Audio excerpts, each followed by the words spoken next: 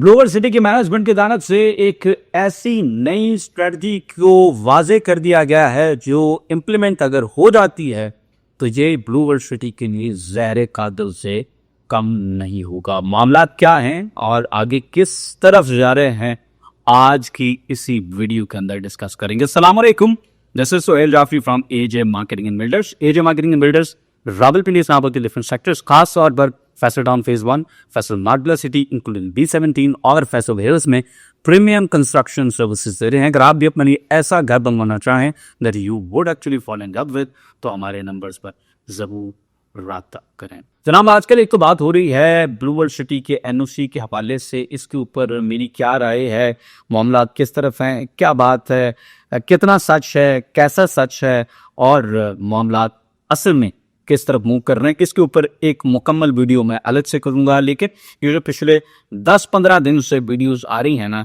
और उसमें एक चीज जो स्टैंड आउट की है, तो मैंने कहा जी कि इसके ऊपर बात करना सबसे ज्यादा इम्पोर्टेंट है। साद वजीर साहब का जी एक बयान आया है और उस बयान के बाद फिर एक नया रेट ये आवाजें लग रही हैं और बार बार लोगों को ये कहा जा रहा है कि आप अपने डेवलपमेंट चार्जेस दे दें, आप अपने किस्तें जमा कराएं, नया रेट ये आ जाएगा जी, नया रेट ये आ जाएगा। अब जो नया रेट है ना, वो बड़ा देखने वाला है कि नया रेट क्या है। तकरीबन 35 लाख रुपए में आपको नए रेट के मुताबिक 5 मरला जो है वो बताया जा रहा है कि मिला करेगा, जिसके अंदर डेवलपमेंट चार्जेस ये सारा कुछ शामिल होगा। अब 34 और 35 लाख रुपए की बात की जा रही है ब्लूवर्ल्ड सिटी की जानिब से, और मार्केट को बड़ा क्लोजली देखने वाला एक छोटा सा रियल एस्टेट एजेंट होने की वजह से, क्योंकि हम खुद तिफल मकसद हैं, तो हम डिफरेंट इक्वेशंस को रन कर रहे होते हैं अपने माइंड के अंदर, यार कि ये वेरिएबल अगर यहाँ से ऐसे होता है तो फिर क्या कैसे होगा। ये मुकम्मल एक जो वेब है इसको अनरावल करने के लिए you have to be a thinker in a certain way, और आपने डेटा को नॉइज से अलग करना होता है। और इसी चीज़ के रियल एस्टेट कंसल्टेंसी के अंदर पैसे हैं कि आपको मार्केट में काम होने से पहले कितनी समझ आ जाती है कि यार क्या होने वाला और कैसे होगा।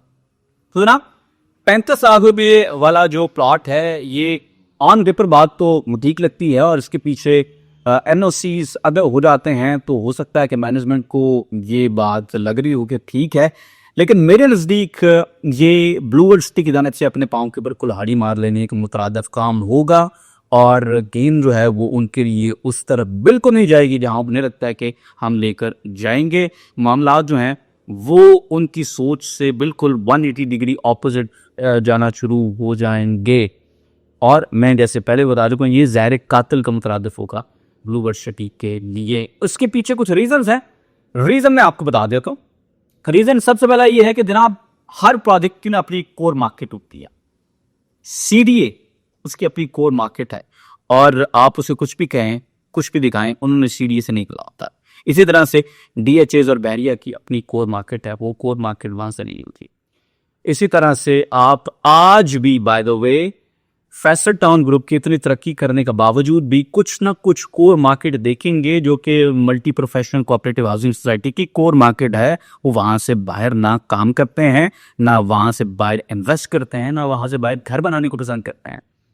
तो कोर मार्केट इसी तरह से फैसल टाउन ग्रुप की अपनी कोर मार्केट है जो यहां से बाहर किसी तरह नहीं जाती। उनको यहीं पर रेजिडेंशियल प्लॉट्स चाहिए, यहीं पर कमर्शियल प्लॉट्स चाहिए। फिर इसी तरह से capital smart city with all it's quirks, उन तमाम चीज़ों के बावजूद कैपिटल स्मार्ट सिटी की अपनी कोर ऑडियंस है, एक कोर उनकी कस्टमर बेस है जो नहीं जाती कैपिटल स्मार्ट सिटी से बाहर, या इवन लाहौर स्मार्ट सिटी से बाहर। यानी स्मार्ट सिटी की अपनी जो कोर बेस है कस्टमर की, वो वहीं पर इंटैक्ट रहती है। तो वी मस्ट आइडेंटिफाई कि ब्लूवर्ल्ड सिटी की core audience, core customer base क्या है। और ब्लूवर्ल्ड सिटी की अभी तक जो पिछले 8-1 साल की हिस्ट्री को अगर हम खंगाल के देखें 2016 से ऑनवर्ड, तो 8-9 सालों में एक चीज़ जो हमें वाज़ेह दिखाई देती है वो ये है कि ब्लूवर्ल्ड सिटी की जो कोर कस्टमर बेस है उसके लिए टैगलाइन है लो कॉस्ट। लो कॉस्ट की वजह से लोगों ने यहाँ पर इन्वेस्ट किया था, 2016 में भी, 17 में भी, 18 में भी, 19 में भी, 20 में भी, 21, 22, 23, 24 और इवन उसके बाद जब आपने देखा है कि 25 में जब इनके जो तमाम तरह डेवलपमेंट चार्जेस वगैरह वो खुलकर सामने आ गए, तो उसके बाद कितने एक नए कस्टमर्स जो हैं वो शामिल हो सके हैं इनके टेस्ट मशीन के अंदर। आप ज़रा ऑब्जर्व करें कि पिछले साल 1.5 साल के अंदर जितने भी लोग YouTube के ऊपर कवर कर रहे हैं ब्लू वर्ल्ड सिटी को, उनकी ज़्यादातर वीडियोस हैं वो इंस्टॉलमेंट्स के हवाले से हैं, उनकी ज़्यादातर वीडियोस जो डेवलपमेंट चार्जेस हैं उनके हवाले से हैं, इंस्टॉलमेंट्स के डिस्काउंट्स के हवाले से हैं, डेवलपमेंट चार्जेस पे डिस्काउंट के हवाले से हैं, या फिर जो फाइल्स का ये थे चल रहा है रीलोकेशन, और उसके पीछे भी रीज़न वंस अगेन वही डेवलपमेंट चार्जेस के पैसे हैं, एक साथ के पैसे हैं, ये वो चीज़ें हैं। नई प्रोडक्ट्स कितने लोगों ने पिच की हैं और पूरे पहाड़ से पूरे फुल थ्रॉटल जोर लगा कितने लोगों ने पिच की हैं, आपको बड़े कम लोग दिखाई देंगे, क्योंकि at a certain level things stop making sense, तो फिर लोग परचेजिंग का डिसीजन जो है उसको नो के अंदर बदल देते हैं, कहते हैं नहीं था, समझ नहीं आता, बारे में नहीं आता।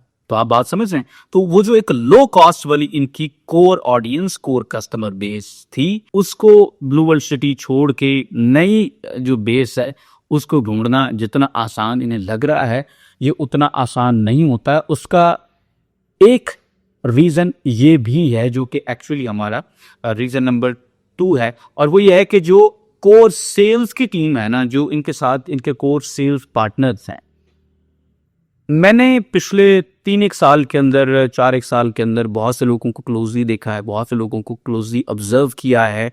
और जब बिजनेस बहुत अच्छा चल रहा था, जब लोग अन्य फाइल खरीद रहे थे, अन्य पैसे जमा करवा रहे थे, उस टाइम पर भी मैंने उन लोगों को देखा है, और फिर मैंने उस टाइम पर भी उन लोगों को देखा है जब मार्केट में हालात वाकई में बहुत बुरे थे, जब लोग आके स्ट्रेट पे ताने देते थे कि भाई छोड़ दीजिए काम, ये खत्म हो गया हुआ है। उस टाइम पर भी मैंने उन लोगों के साथ, मेरे मरासिन हैं, मेरे यार दोस्त हैं, उनके साथ जो है वो गपशप लगती रहती है डिफरेंट पर्सपेक्टिव से, क्या चल रहा है, कहाँ क्या हो रहा है, क्या सिचुएशन है। तो उसकी वजह से जब मैंने क्लोजली बहुत सारे लोगों को देखा है, तो कोई 1-2 बड़े प्लेयर्स को छोड़ के बाकी जो लोग हैं सर, वो एक सर्टेन टिकट से ऊपर की चीज बेच ही नहीं सकता है। और ये मैं किसी को डिमीन करने के लिए बात नहीं कर रहा हूं, ये जस्ट प्लेन ऑब्जर्वेशन है।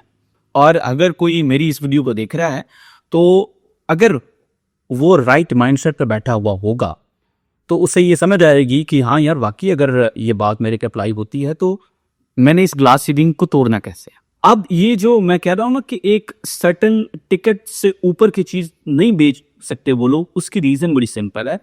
लोग नए नए रियल एस्टेट के अंदर आए, दे फार्म आउट कि यार ये लाख रुपए की फाइल बेचते हैं, इसमें से हम भी अच्छे पैसे मिल जाते हैं। उसके बाद एक कस्टमर पक्का चढ़ जाता है, हर दफ़ा जब इसने किस्तें जमा करानी होती हैं तो कोई ना कोई डिस्काउंट हम इसको भी लगवा देते हैं, हमारे तो पैसे अच्छे निकल आते हैं। तो they kept on doing the same thing. तो उस लूप के अंदर फंस गए, वो एक ऐसी विशेष ट्रेडमिल के ऊपर फंस गए जहां पर वो भागते चले गए, लेकिन प्रोफेशनली ग्रोथ नहीं आ सकी। अब जो मैं प्रोफेशनल ग्रोथ की बात कर रहा हूं, ये फाइनेंशियल ग्रोथ से डिफरेंट है। Lots of people would have made far more money than I can imagine और यू कैन इमेजिन, लेकिन प्रोफेशनल ग्रोथ नहीं हो सकी, बिकॉज लाख रुपए वाली फाइल बेचना, उसके लिए डिफरेंट स्किल सेट चाहिए। करोड़ रुपए की चीज बेचना, उसके लिए डिफरेंट स्किल सेट चाहिए। लाख रुपए की चीज आप जिस बंदे को बेच रहे हैं, जिसकी फिजिबिलिटी ही लाख रुपए की है, उसको कहानी सुनाना, उसको बात सुनाना आसान है। करोड़ रुपए वाले को कहानी सुनाना, बात सुनाना वो मुश्किल बात है। उसके और सवाल होंगे, उसकी और बातें। जिसका लाख रुपए का बजट है, उस बंदे का एक्सपोजर भी कम होगा।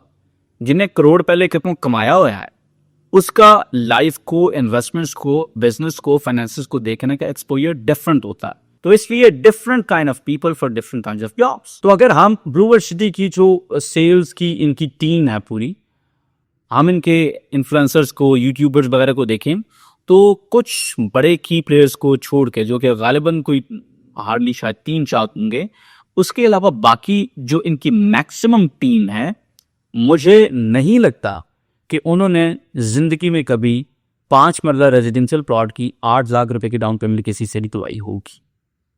ये मैं बिल्कुल ऑब्जर्वेशन की बेसिस के ऊपर बात कर रहा हूँ। हाँ, अनॉमलीज हर जगह पे होती हैं, तो ऑफकोर्स इस डेटा के अंदर भी अनॉमलीज ज़रूर होंगी, लेकिन जो स्टैंडर्ड कर्व आपको दिखाई देती है वो बिल्कुल ऐसी है, इक्वेशन तकरीबन ऐसी है। तो इसलिए 35 लाख रुपए के ऊपर चीज किसी को बेचना ये एक मुश्किल काम होगा, एंड मुझे नहीं लगता कि इनकी मेजॉरिटी की जो टीम है they will be able to pull it of.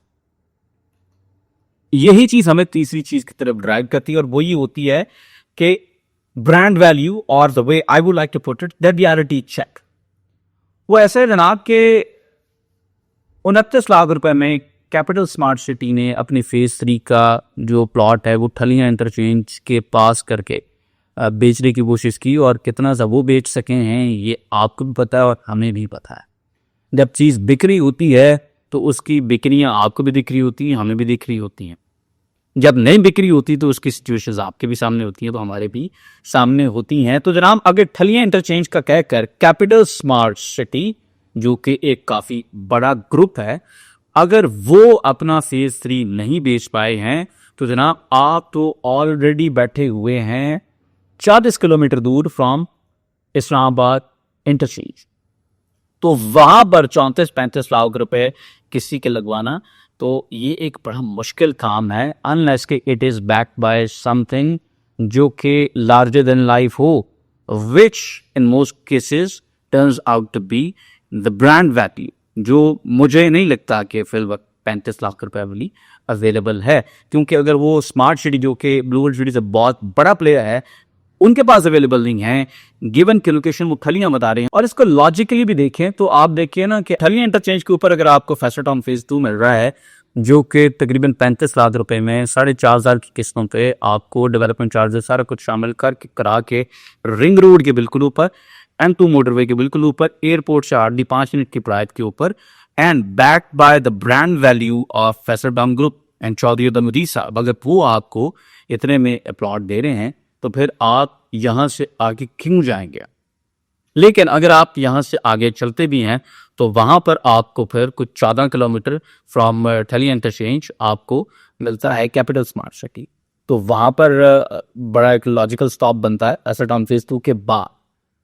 उसके बाद फिर कैपिटल स्मार्ट सिटी से भी आगे जाके 35 लाख रुपए में आपसे प्लॉट लेना does not make any sense as of now.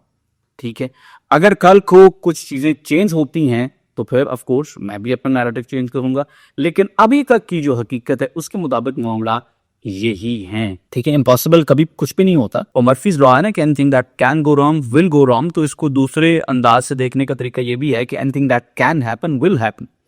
तो इम्पॉसिबिलिटी कुछ भी नहीं होती, लेकिन निहायत इम्प्रॉबेबल लग रहा है, निहायत ये समझें कि नामुमकिनात के करीब की बात ही लगती है कि कोई वहाँ पर 35 लाख रुपए में इस तरह से जाके इन्वेस्टमेंट करेगा, गिवन कि ऑलरेडी जिस तरह की चीज़ें हो रही हैं और पिछले 7-8 साल से तकरीबन 9 साल से मुसलसल अंदाज के साथ होती चली जा रही हैं, तो ये कैसे आगे इस प्राइस को जस्टिफाई कर सकेंगे। तो अगर ये करते हैं जी तो मुझे नहीं लगता कि इसका पॉजिटिव इम्पैक्ट उन फाइल्स के ऊपर आएगा जो कि ऑलरेडी बहुत बड़ी तादाद में मार्केट के अंदर फ्लोट कर रही हैं, बल्कि शायद इसका एक नेगेटिव इम्पैक्ट आएगा। और वो नेगेटिव इम्पैक्ट इस तरह से आएगा कि जब आप माल बेचने मार्केट में निकलते हैं और वो दिखता नहीं है तो that raises so many questions, जो कि ऑलरेडी कैपिटल स्मार्ट सिटी अपने फेस पी के हवाले से इस वक्त जवाब देने की कोशिश कर रहा है, लेकिन जवाब उनसे बन नहीं पा रहा है। खैर, आज की वीडियो सिर्फ इतना ही जी। इंशाल्लाह मिलेंगे वीडियो में, बहुत सा ख्याल रखें। अल्लाह हाफिज।